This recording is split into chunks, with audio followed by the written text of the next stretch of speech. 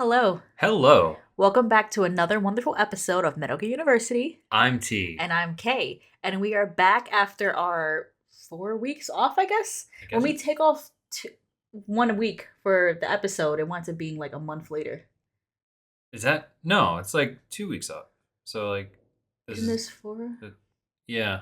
It's like 4 weeks. I'm not a math major. Can you tell? I'm right? It's like 4 weeks. I think you're right, yeah. It's like a month off. For anyone who's not following us on social media, the best place to see if an episode's coming out or is canceled, Blue Sky, Instagram. I am planning on making like a landing page, like a website for updates and more info. So that'll hopefully be coming later this year when I can get my life together. But it was your spring break and we figured we have spring break. Yeah. You have it, I have it. And we went to Anime Boston. Did we talk about this last episode? No. I don't think we did, right? Let me double check. It's been a long week. I just flew in from Pittsburgh as well. Boy, are your arms tired. Let me shout Yins out. Yo, Pittsburgh, yo. The Yinzers. The Yinzers, yo. I was out there. Saw Pirates game. They lost. Was out there. We didn't go to Permante's. That's a thing over there. Permante's. What's Permante's? It's like a pizza place. Or no, it's like a chain over there. But well, last time I was over there with you, we went to that sandwich shop that Mac Miller worked at. Oh, that was dope. That was actually pretty good. Yeah, R.I.P. Yeah. Pour one out for Mac Miller. Yeah. But yeah, Yinzers, like, I want to give a shout out to my Yinzers out there. You just like saying Yinzer. I'm gonna adopt that into my vernacular. Okay. But Pittsburgh was cool. I was out there, came back. Now back in lovely New York. Flew back in and immediately got on the bus, and the bus driver was yelling with people on the highway. It was great. Welcome back. Welcome back. Got off at 125th. Almost got. just. No, I'm not gonna say anything. Okay. It was a lot. It was like, welcome to New York. It was just intense. But we're back with more Metal Gear discussion and lore and deep dives and over analysis. That's what you come here for. That's what they come here for. And this episode is part 2. I think our last episode was AI, and we said we're coming back. Was it? No, wait, hold on. We had AI, and then we had something else? I believe we talked about something else. I think it was AI. It had to have been. It's been a minute. Hold up. No. You don't believe me? I don't believe you. My bad. We just checked. You were right. It was the basics of CQC. How could I forget? Great episode. Very fun. Also, like, weird, like, Metal Gear references in that video we found. Yeah, I'm not sure if we mentioned it before in that video, but for anybody that's wondering, you can check it out on our Instagram. The instructors and like the people that are being like kung fu'd on, they're wearing like those domino masks, which what it's just what Skullface wears. Yeah, Skullface wore that. So it's like, why are they wearing it? It's weird. I don't know. I just thought that was like rather interesting because like they wore that, I guess, like for like a anonymity sort of thing. And I wonder if that was like some sort of like deep cut that Kojima did. Like did he found like it? Like did he see that video? Because it's like look, full disclosure, there's a very high chance that Kojima did see that video and went like, huh, that's funny. I think I'll make a guy like that. We gotta do a 201 on Skullface. That was something that someone requested back when we did the panel at MGS Con. So I think that's coming up. I gotta see if there's some lore reason why he wears it. That'd be very interesting. He didn't wear one in Ground Zeroes. He only wore it in Phantom Pain. Maybe he was putting on a disguise. Maybe. No one will know who I am now. I don't know. I feel like 5 deals a lot with like symbolism and all that other jazz. So I wonder. Like I feel like, I mean, a lot of the other games have like, you know, like these visual symbolic gestures and all that, but I feel like 5 really leaned into it. You don't think he was just wearing a silly little mask? I mean, that's also a possibility. Like, why does everything have to mean something? I've been conditioned since I was like 10 with this game to be like, it has to mean something. You know, keep your third eye open. You stay woke to it all. I have to. You have to. Stay woke. You got to nowadays, man. You got to.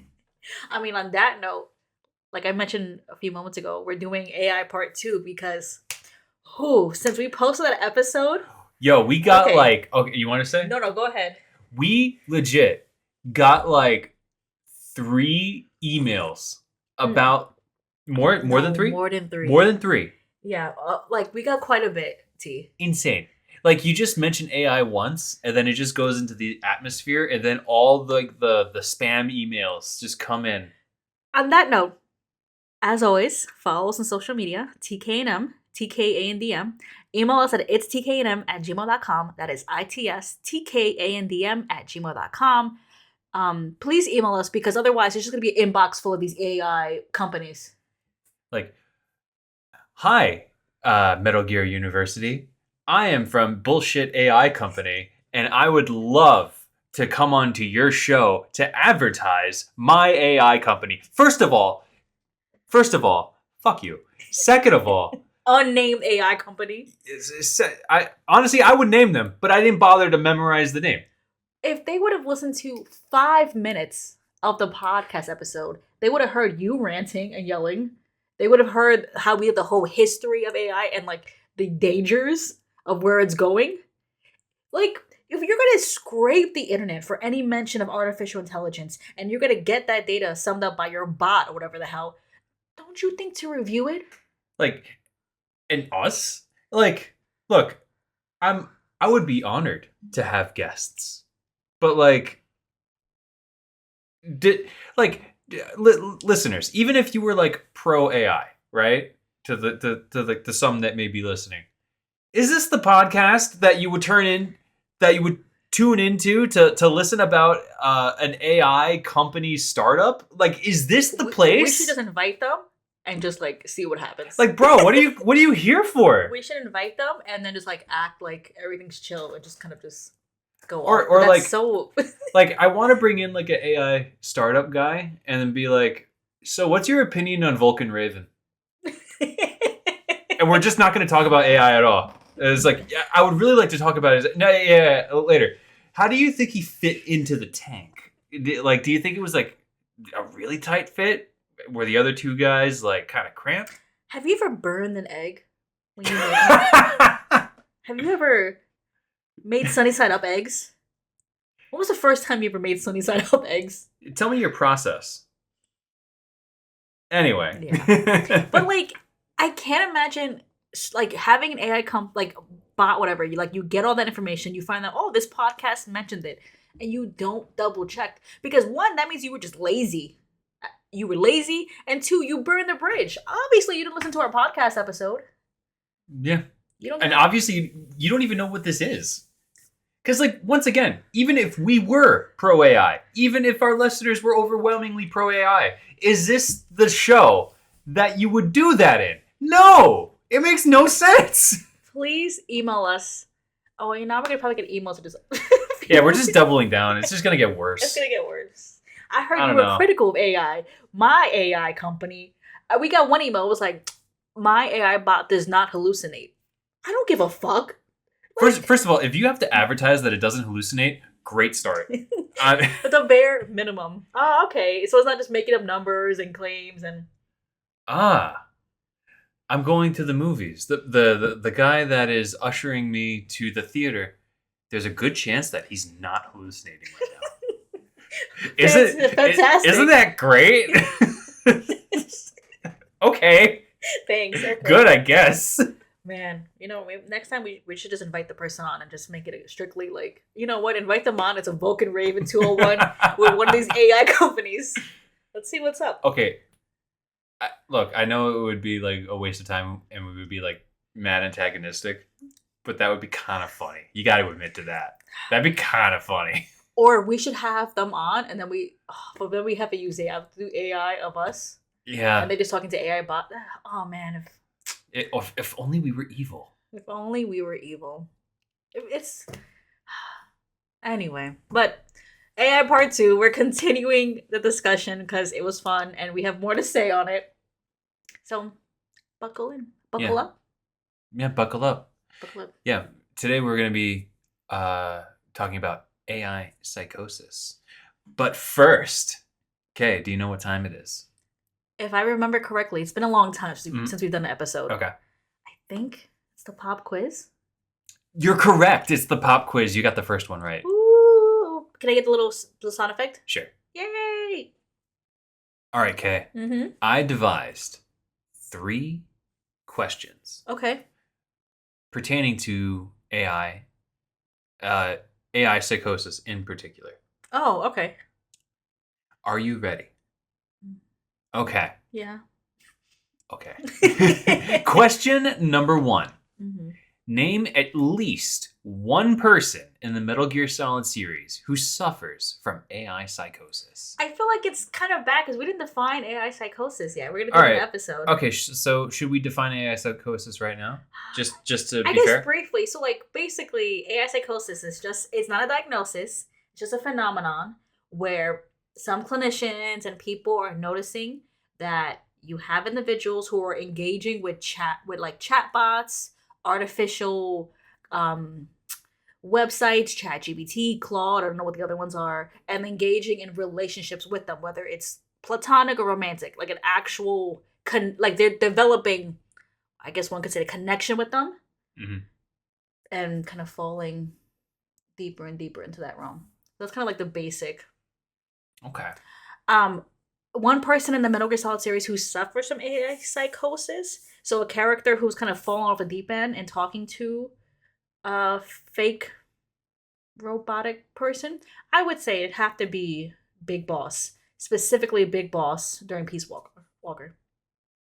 You are correct. Yeah, that's kind of that's a decent question too. You are correct with that question. It's all right. Wow. Is that is that a canon question? What do you mean a canon question? What are you talking about? Canon questions now. What does that even mean? Like, there's not like a who suffered from AI psychosis. That's not like a question number 2. The fuck is this? What is I'm okay? criticizing your choice of questions. Okay, whatever. True or false? Kay. The kernel AI was made from the official records recovered from the Shadow Moses incident. Suck on that one. Yeah. Answer it. It's true. False. It's false. Yeah, that's right. Yeah, I bet you want an easy one now, right? I'm gonna go back to Pittsburgh. I hate you. I'm gonna go back and hang out with M in Pittsburgh. The kernel AI was modeled off of Raiden's own personal expectations. Oh, like a large language model. Yeah. Oh, how could I forget about that? So in a way, it was based off of the Shadow Moses incident, but based off what Raiden knew about it. That's a very advanced model. Yeah. Because it used his own, like, it was reacting to his own His own thoughts in a way. Wow.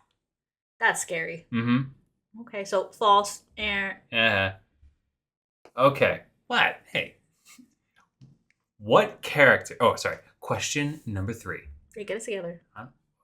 Look, I just got off a spring break. What character reaffirms Venom that the AI pod is just a machine? Oh my god. Do you know who? Kaz. Wrong again. You're wrong again. I forgot. Wait, hold on. Now, to the people that are listening, in my notes, I highlighted something and I put a link there. I think this will give Kay a hint. Is it pause?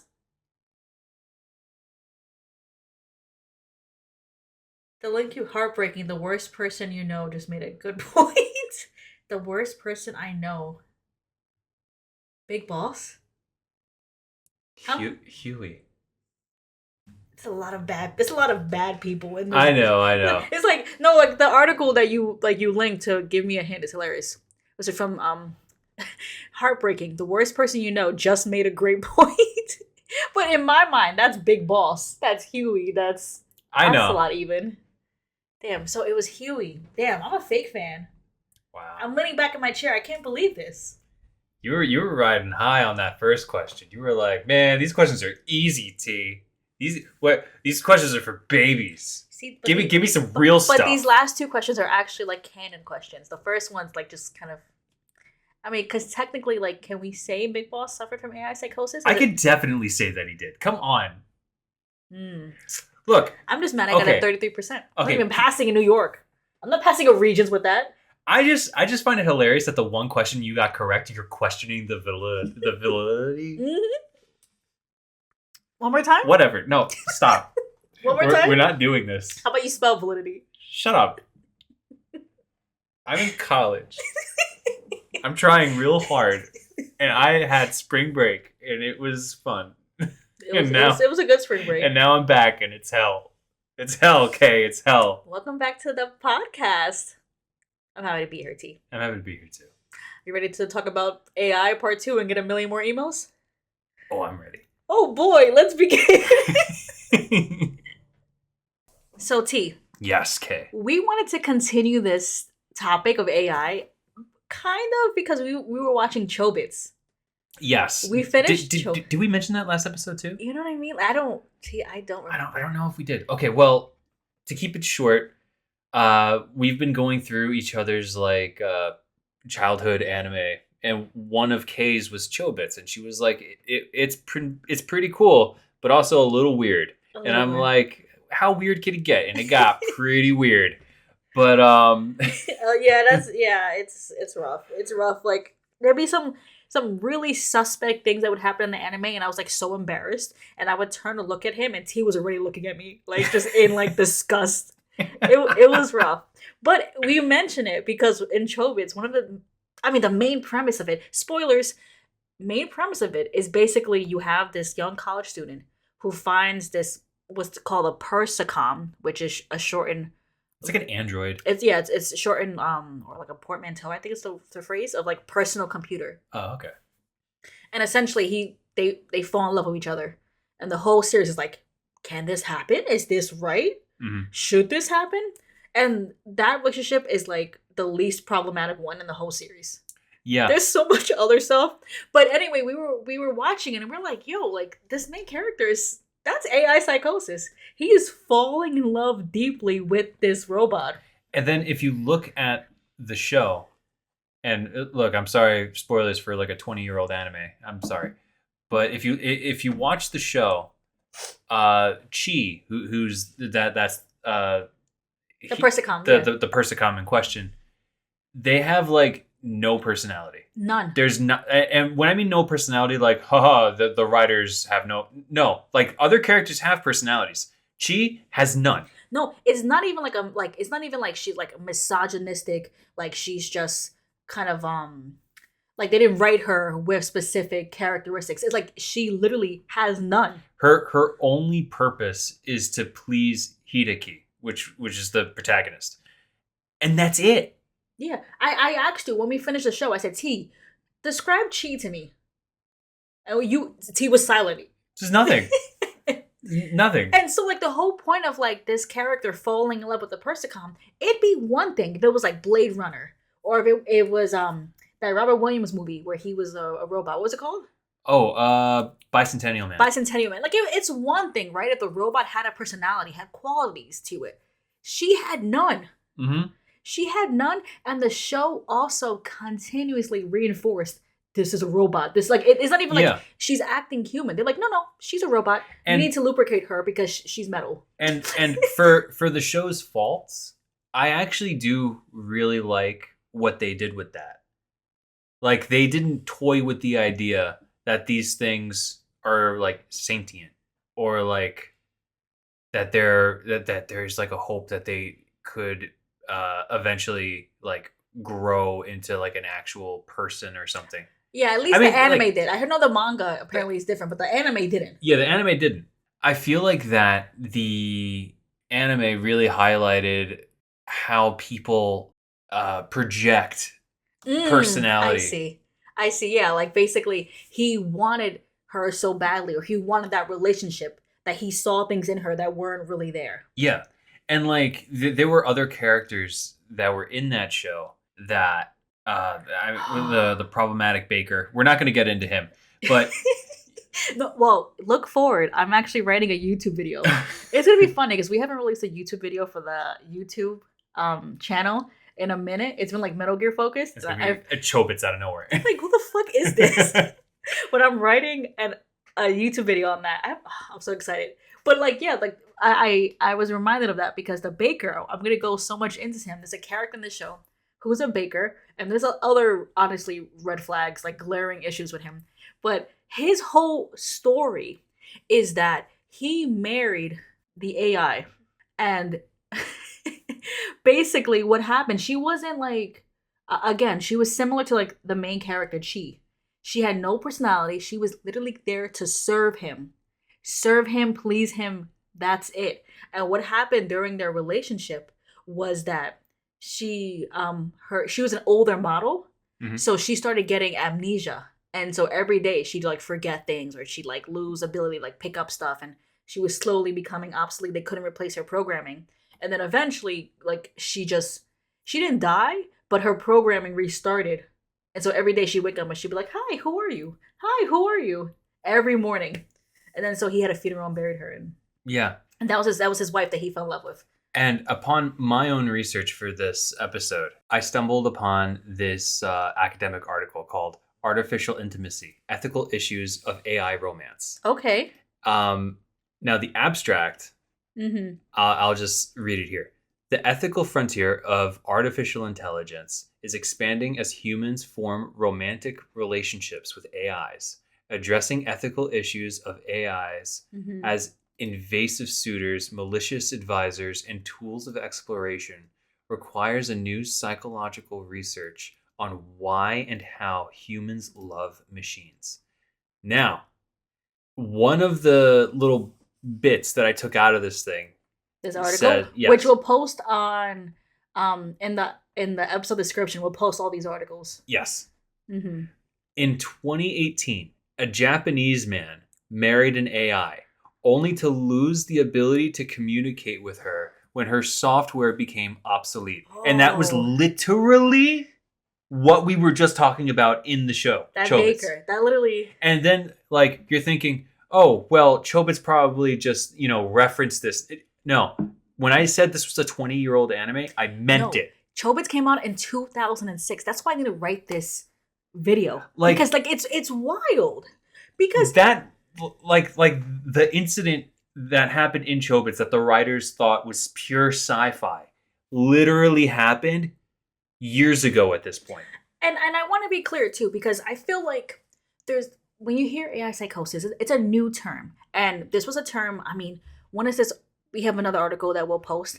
This article was from, oh my god, forgive me, 2023.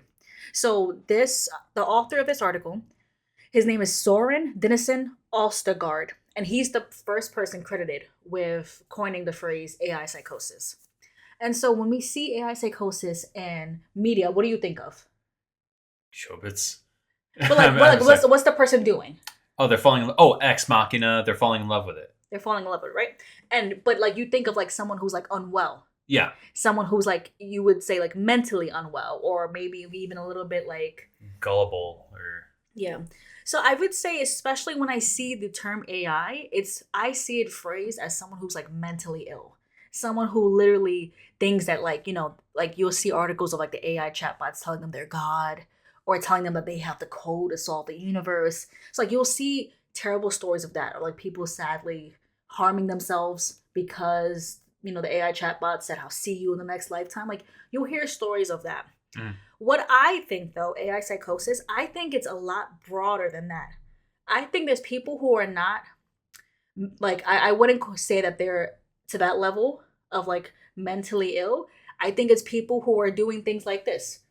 You see them day to day walking around, but maybe they're setting all their trauma, they're dumping and venting their day, their week to a robot and forming connections. mhm. You know what I mean? I think it's a lot more smaller scale situations than we realize. Like for example, I know people who like, they're having a bad day. They're like, oh, let me talk to this chatbot because I know it's gonna make me feel better, and I know. To me, I think that's in that realm. Yeah. And I think what's scary about that is especially in the last episode, or our first AI episode, all these AI chatbots and websites are manned by larger companies to keep you invested. Hmm. So to the sense that like this AI chatbot is like your confidant, your listening ear, like it's not doing it to like check you or correct things or make you, you know what I mean, make you a better person. It's doing whatever the fuck it can to keep you invested. Yeah, it's only going to go for your consistent like dopamine trip. An AI chatbot will never, like you said, like challenge you on your position. like an AI bot will never say like, "Hey, was I right in this situation?" They'll always say, "Of course you were right. You were You strong were in your not only beliefs." yeah, you were not only right, you were confident. You were like it's like Yeah, that whole that whole there's a whole crap. language. Yeah. Um and I'm about to do something and I'm just gonna listen to this and make and laugh. Because he said in the last episode we talk about something and then be like, so in Metal Gear. Uh huh. So I will do that right now. So how does this relate to Metal Gear? How does it? Well, you and I joked for so long that Big Boss was like the first victim of AI psychosis. And if you look at it, he really kind of is.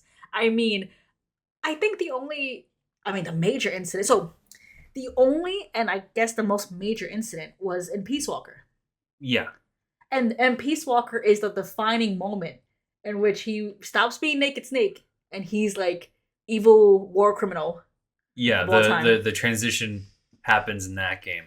And I feel like that the pivotal moment is when Big Boss enters the mammal pod and he's taking out the boss AI.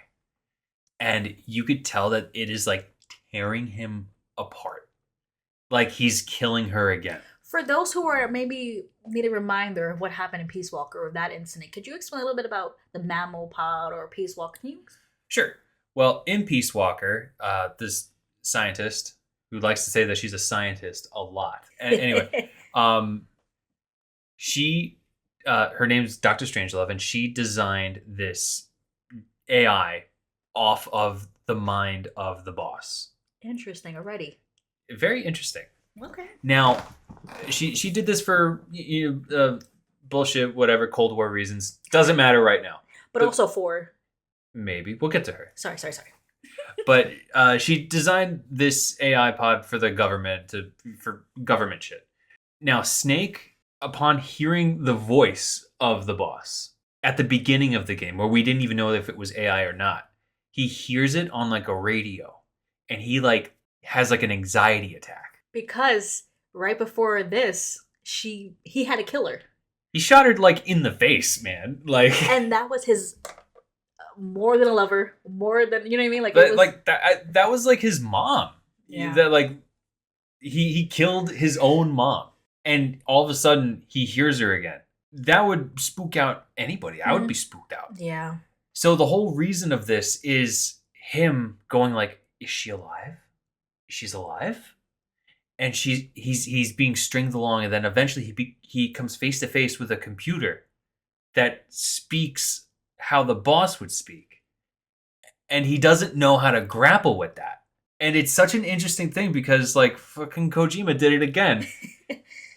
I mean, like it's not just Kojima. Like this has been done before, but like Big Boss is confronted with this machine that doesn't look like a human, but it speaks like someone who he knows, and he's wrestling with killing a machine again. But like you can't kill a machine. Exactly. Why is he so torn by it?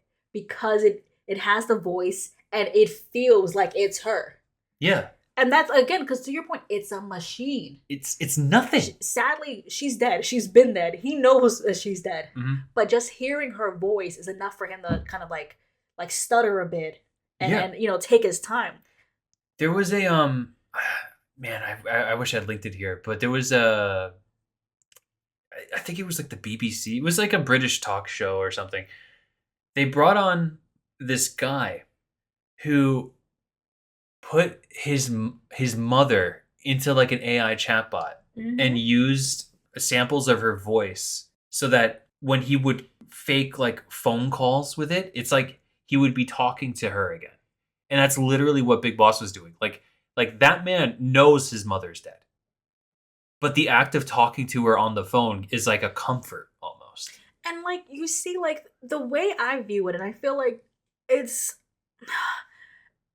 part of me really kind of feels for that because part of the grieving process, like there is an element where like that could be helpful. You get a moment to kind of like I was gonna say digest, but like you get a moment to be like you have your last closure moment with them. And I think it goes back to kind of like when we're talking about people reaching out to chatbots for that social connection, it's a familiar voice who you maybe haven't spoken to, and you're like, I wanna, I connected with them before, and this feels like them. Yeah.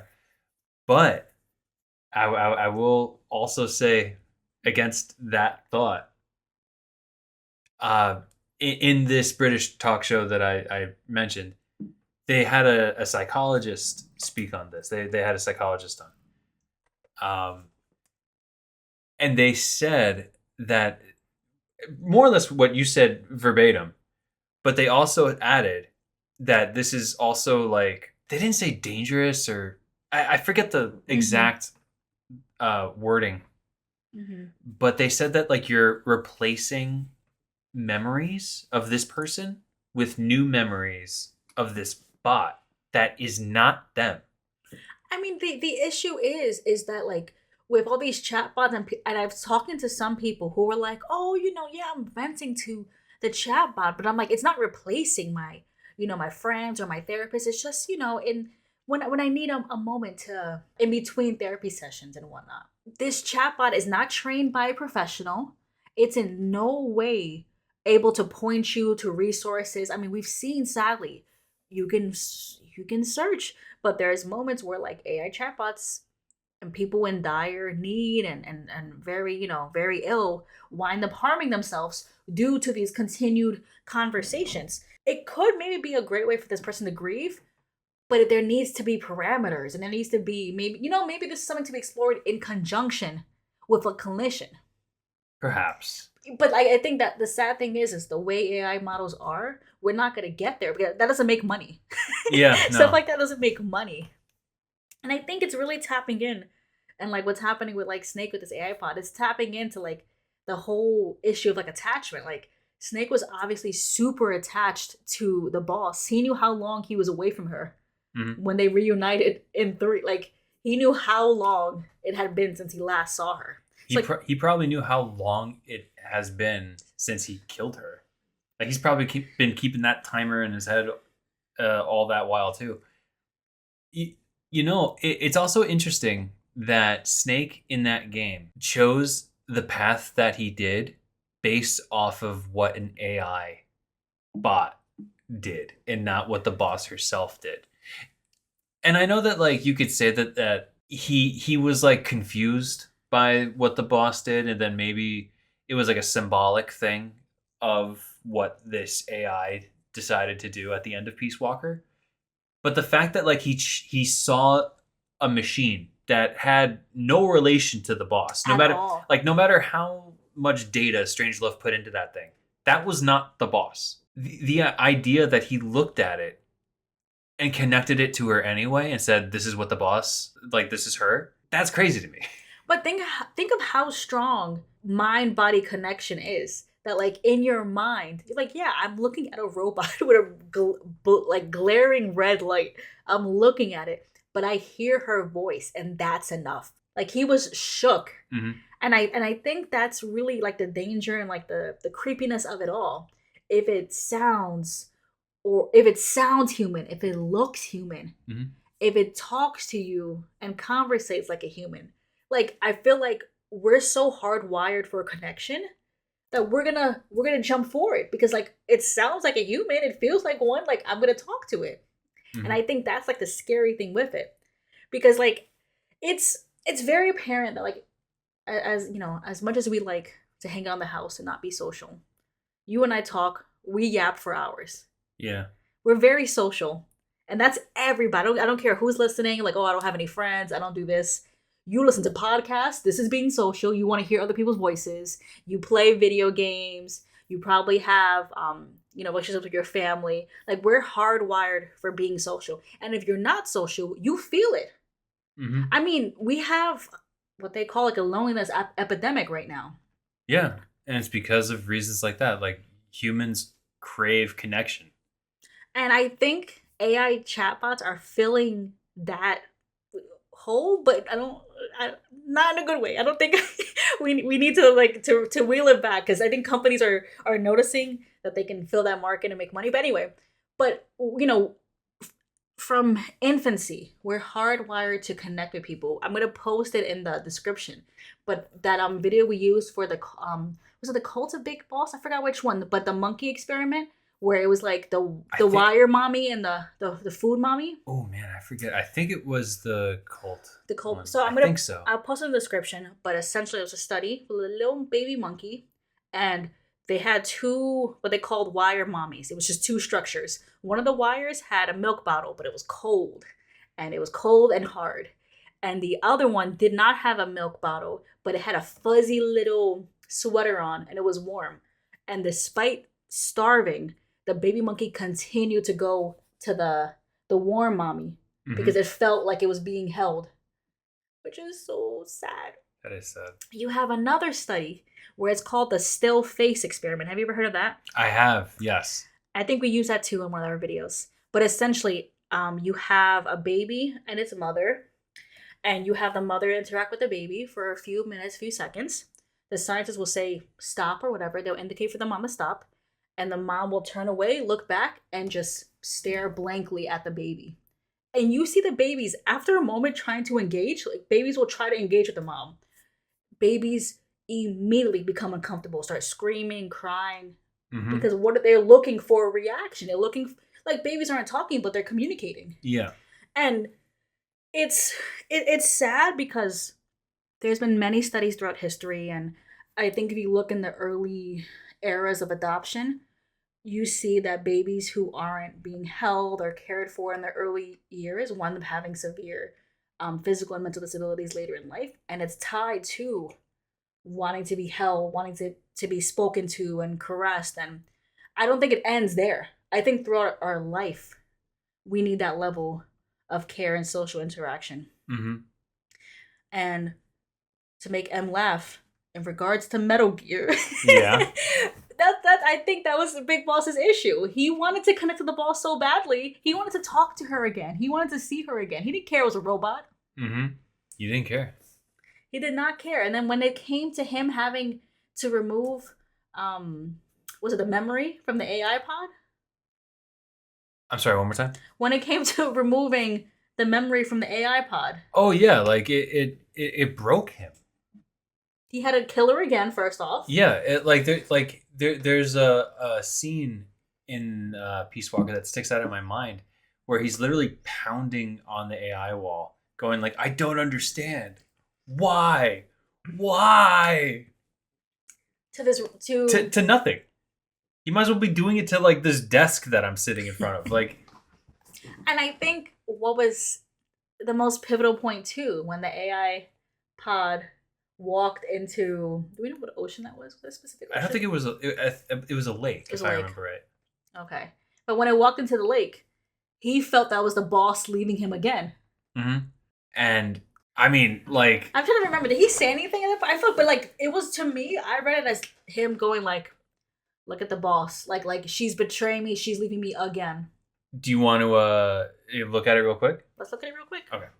Man, I forget how good Peace Walker is. That's the next 101s we're doing, right? Yeah, Peace Walker's so good. Peace Walker's pretty sick. And it's funny because we just rewatched that little moment where the AI pod walks into the ocean to prevent the transmissions. And it's honestly a really like touching moment. I mean, it's a lot of people just imposing their own thoughts on this AI pod. I mean, you have like Strange Love and Kaz, they're like, she put down her gun and her memories are so intact. I know this is her preventing, another war, bringing about peace. And it's like, this is a robot. It's a robot. The boss, you literally just said that these pods were made to replicate the human brain. It's not anybody. And it acted randomly. But I mean, people will say that it acted like the boss. Maybe Maybe Dr. Strangelove is that good. maybe She made the first, Claude or whatever. perhaps not Big Boss, perhaps the boss would have done that. It seems like something that she would have done. But we're never going to know because that wasn't her. Like, and the whole time Ring was like, "Boss, is that you? Is that?" It's like, it's not. and then once again, the worst person actually made a decent point. Huey was like, Oh, these are like two computer components that are like evolving with each other. Interesting. Yeah. He was like the only one that was like, yeah, this is clearly just like a robot doing a robot thing. But you look at him and be like, he doesn't care about, what this means to the characters. And like, look, it sounds like her. Like, we hate him so much. People be like, he was just being a jerk.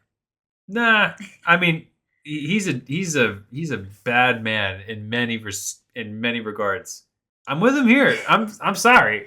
And it's funny. A Huey apologist? Dare I say? So many episodes in and this is what it's come to. In this moment, I'm with Huey. That'll be a shirt. I'm with Huey. like at which point? Jeez, I'm with Huey. When he put his son in the, I'll say in the Gundam. When he put his son, might as well have been a Gundam. Shinji. When he put his son as a philanthropist, or when he betrayed, got all those soldiers killed. Yeah. Or when he tried to kill his stepdaughter. Yeah. Or he's countless other. Yeah, he's a bad man. But I do like at the end of Peace Walker where you could say that, Big Boss got closure at the end when the pod walked into the lake and he was able to kind of, I guess, digest what the boss did and everything. But I think it was only brought about because of this pod. Yeah. If this AI pod sounded like another person entirely, he would have never felt any different. He would have not felt a single thing. His emotional investment to the boss and him encountering her again in this computer led him to develop or bring about those old relationships, those thoughts, those emotions. These like preconceived notions that he had about the boss. He projected it onto this machine. And when the robot went into the ocean and killed herself, essentially what he feels is what she did in 3, he's like, she gave up everything and me. That was his major point. She gave up her whole life and that included me. It's like, hold your horses. Mm-hmm. So important. But I mean, I would say he's the biggest victim of AI psychosis. I think I guess you can count Raiden in this. Oh, it's Dr. Strangelove. She created it and then fell in love with it. Yeah, Dr. Strangelove is interesting because she's a victim in her own right, but she knows damn well that it's not the boss. She made it. It's like a Frankenstein thing. Like, well, Frankenstein didn't really like his creation, but it never mind. Maybe this isn't a great comparison. But no, but like she created the AI pod and then fell in love with it. Yeah. So it's like, what this is. This isn't the boss. Unless she's but she was so willing to fall in love with it because she missed her. Yeah. And that's the thing. Do you think that she's like a true believer in it then? Like, I don't. Like if I recreate the boss's memories in a very particular way, I could literally bring her back to life. Do you think it's like one of those things? You know what? That's for me personally. I don't think. I'm just thinking like people I know, you or anybody else. If like that were to happen, I feel like I would want it to be so bad, but in my heart of hearts, I would know it's not you. Mm-hmm. I think she would be similar. I think but I think the desire to talk to them again, like the person who put his mom's messages. Yeah. It's like you crave it so much you don't care where it comes from, because you're so lonely and so much craving that conversation and that connection. You're like, by any means. I mean, how about for you? Do you think you could like suspend disbelief and be like, this is good enough? I don't think I would ever be able to suspend disbelief. Like if I was like pro this, like I'm against it full heartedly. Oh, but yeah. I'm fucking around. Okay, like even if I was pro AI, I just feel like if you're using it in this way, you're in danger of creating memories with a machine that is not your loved one. Yeah. And you're confusing it with your loved one. You know what I mean? Like But that's what happened to Raiden. That is what happened to Raiden with Colonel. And Rose. Rose as well. He created fake memories of Rose because of the. not even that he created, like fake memories were created. And then even after what happened in 2, when it came to 4, when Rose is like, you talk to her, she's like, he was messed up from all that happened. Yeah, his brain was like broken. And it's funny because like he's a soldier and he's been through wild traumatic stuff. So it's not like of course like this was a wild mission. He saw his pops not pop saw this, but what really messed him up was Rose talking to him, but it wasn't her. Her voice, her mannerisms, like that. Her hair color even. That was the whole thing that messed him up. That messed up their whole relationship. I mean, if you think about it, like Raiden's upbringing was very messed up, but that was real, and I feel like you're able to process that because it happened to you. But like everything that he went through with Rose and the Colonel, that broke him because that was like an established thing of like trust and like I was talking to you, and like yeah, you're like grounded in reality. and then you're telling me that it's fake. Yeah. Even though it sounded like her, and it probably she had the same jokes, and it felt like her, and you know what I mean. And then even too with the Colonel, like his impression of what the Colonel would be, and it's like so I spoke to you and I'm real, but this whole time, this whole mission, it was just fake. So what is you know what I mean? What's to say about me? I fell for it, and also It's like uh it's like if you found out that I was like a full-time actor hired to be with you this whole time. I got high one time, and I thought that it felt like that, and it was really scary. I was like, who paid him? Who told you that? I'm sorry. That's why I stopped getting high. I was getting a little too. It was getting a little too. Anyway, that's a separate issue. That's why I don't get high no more. But like even too in my paranoia when I thought about that of you, I was like, because it was like years, and like Ryden spent how many? I mean, the mission was actually pretty cool. But like you're like he was talking to her all the time and talking to Colonel all the time. Yeah. I mean, but like, look at how fucked up Ryden was. How messed up the boss was. Not the boss. Big Boss was. Like AI is not your friend. Talk to humans. Talk to people. Connect with others. They needed. Big Boss lost his mom and like ruined everyone else's life because of it. yeah. And he made his final decision based off of something that she didn't even do. Like if Peace Walker was based off of like, I don't know, me. If it was me out there. Okay. If I was the AI pod, Okay. Okay. well, it wouldn't even be me. But like, you know what I mean? No, If it was based off of my brain, Big Boss wouldn't have given two shits about unplugging me, and then he would have been just as like. It's like wow, what a weird mission, and Yeah. then kept it going. Like he would have just been like aimless still on that. The main issue for that game would have been Kaz, and what Kaz did. It would have been, yeah. But like, what Kaz like that was overshadowed by like him being like, she betrayed me.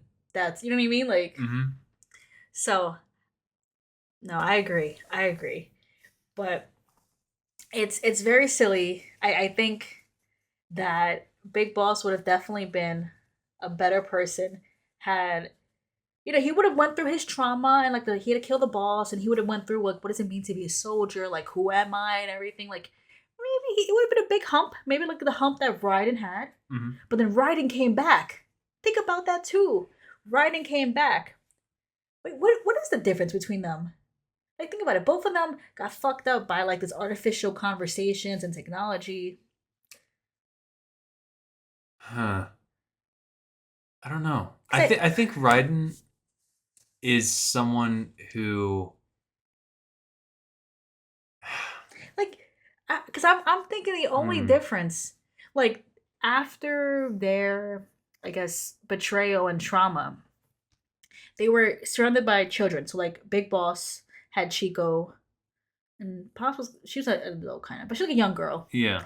and then Raiden had Sunny. Raiden had his I guess just Sunny, but Raiden's able to in his trauma and whatever still save Sunny and come back and hold this like He's more self-deprecating. Excuse me, but he comes back and Mm. helps the team. Uh-huh. But when it comes to Big Boss, I mean, he really messes Chico up. He doesn't really care about Chico, Nah. you know? It is done in this veneer of like, I'm helping this kid. It's like, bro, you're not. Put a gun in his hand. Maybe, I don't know. I don't know what it is. Maybe it's just, It's just who they are fundamentally as people. I guess so, because they were both hurt so terribly. And we don't know Big Boss's upbringing, but we know Raiden's. Uh-huh. And Raiden still wound up to live. You know, I'm willing to put money down. I will put money down on this. Big Boss did not have it as rough as Raiden growing up. Yeah. There's no way. Do we know if he was in foster care? Big Boss? We know Solid Snake was. Solid Snake was for sure. I mean, we did like as much research as we could about like a potential upbringing for Big Boss in a video that we did. And we hypothesized that he was like a child living in poverty. And he ran away from his family. And he ran away from his family. And it could have been a messed up situation. But I don't know. He wasn't some kid chopping up people up with a machete or something. Yeah, he wasn't eating gunpowder. Like he was, you know what I mean? Like he was in Liberia. The only white kid out the there. only white kid in Liberia? That's gotta be tough in some ways. I don't know. Like, yeah, the sunscreen might. I don't know. Oh yeah, they probably got like SPF like 20. He needs like SPF like 50. Ryan probably got so many sunburns. You know, and he had white hair too. It's like, look at this old ass young kid, like terrible. How are you 80 and 12 at the same time? Eat this gunpowder real quick.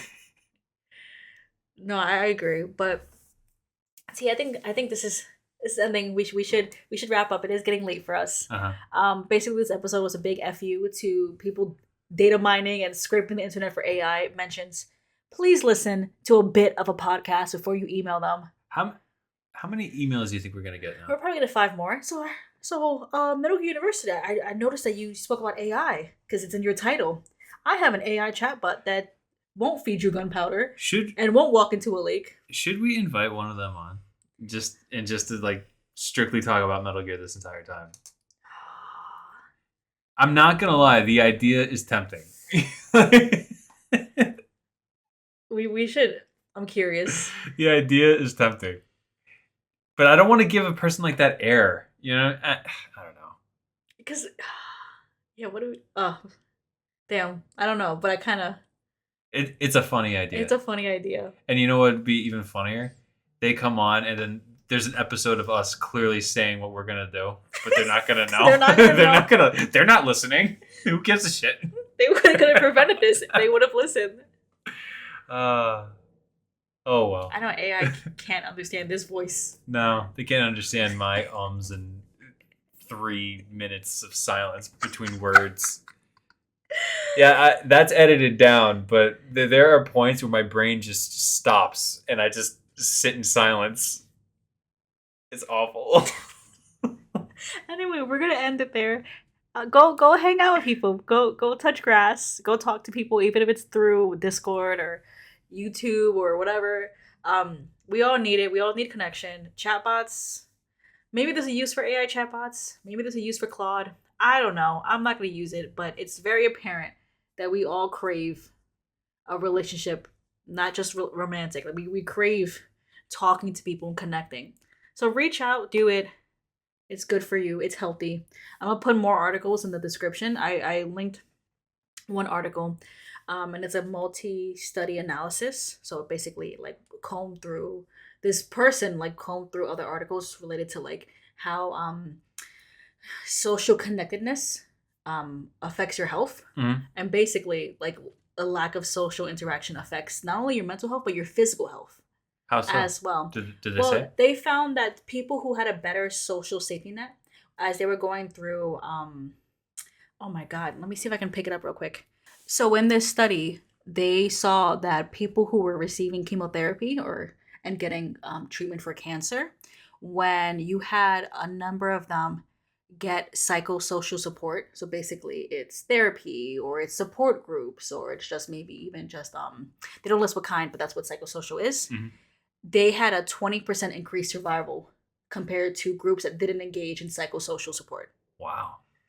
And then they also That is major. Mm-hmm.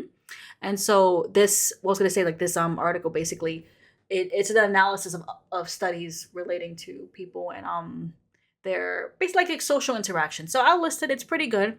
It also references like technology based interaction. So like social networking, video conferencing, even just texting. Like that's enough for people to feel less lonely, for people to feel have a brighter outlook about their life. Connect with people. I would say don't use chatbots. We're obviously anti AI, but to each their own. But go go on Twitch, text someone, go to a convention, hang out. Don't be like Big Boss. Be like Raiden. Turn it around. Just because it started rough and you went through some rough shit doesn't mean you can't turn it around. Exactly. Make the world a better place. For any AI companies listening, don't email us ever again. Don't email anyone. That'll tell them. Including us. That'll tell Hallucinate this. them. Okay, whatever. We'll see you in 2 weeks with not another AI episode. We have a couple other episode topics. Anything else, T? No, I'm good. Okay, thank you for listening to our rant. Bye. Bye, guys. It's propaganda hour at Metal Gear University. Ooh.